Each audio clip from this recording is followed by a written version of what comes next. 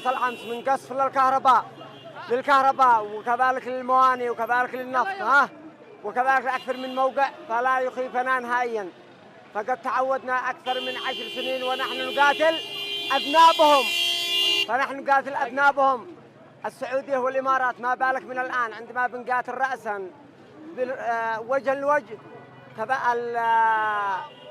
الكيان الصهيوني أو كذلك الأمريكيين، فنحن لا نخاف نهائيا. وبالنسبة لهذا الشيء الشيء المهم من هذا كله أنه لماذا يستهدفوا المصالح العامة، مصالح المواطنين.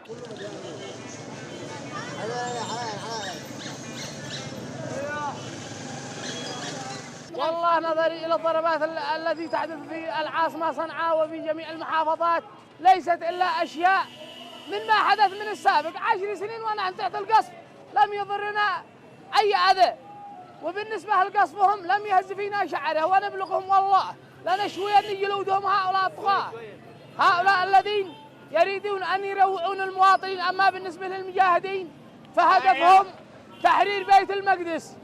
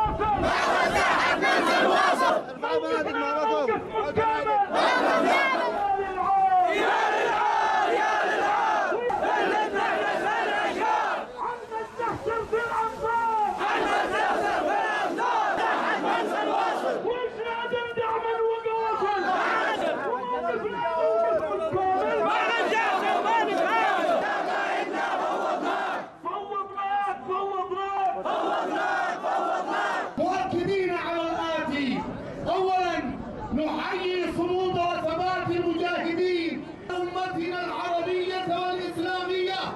يا كل أخوان لمرضاته نستمر